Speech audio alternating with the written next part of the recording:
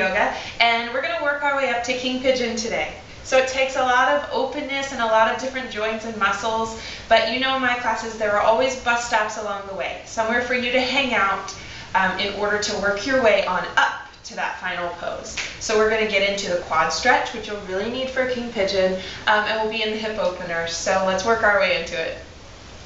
We're going to start in lizard pose to prep the hip and the back quad that we're going to really be getting into. So lizard pose has the right foot to the outside of the right hand, all the way up. So you can stay up on your little fingertips. You could fold down if it creates more sensation, maybe one forearm at a time, relaxing here.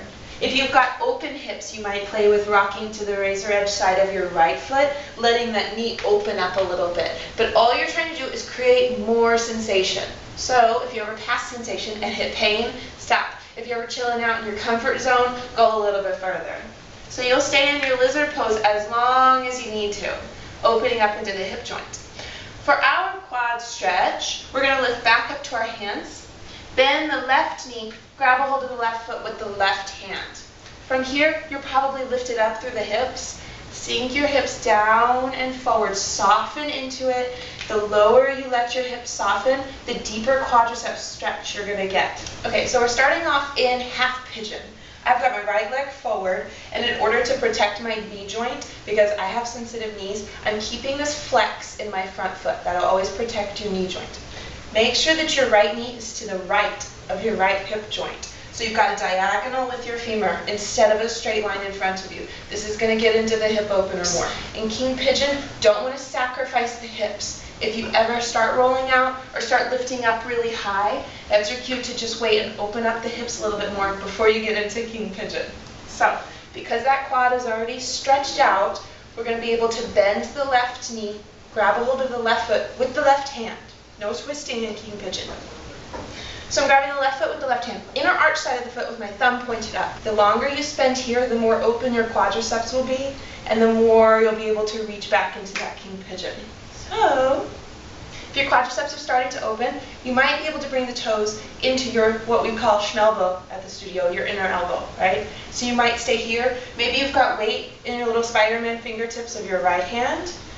Eventually you'll be able to lift the weight out of your right hand and lift up to the sky, interlace with your left fingertips. If you're hanging out here, try to find some space between your right biceps and your head. Instead of crunching in, try to open the heart to the front of the room, even showing it up to the sky a little bit, so you've got some space. From here, what we're working towards is being able to grab the toes with your top hand. So maybe grabbing your big toe with your top hand, release the left arm, and really face your chest to the front. So you bring your left arm back forward, reach up and back, eventually grabbing your toes. Instead of letting the elbows sway way open or crunching into your head, just keep them at a nice distance. So you might stay here. Eventually you could release your neck all the way back. And when you're ready to release, you'll slowly come out of it how you came into it. Relax. It's a nice back bend. Even it out on the other side. Or rest in a child's pose to counterpose it. Thanks for watching. There's cool stuff at both of these links, and I hope to see you on the mat real soon. Namaste.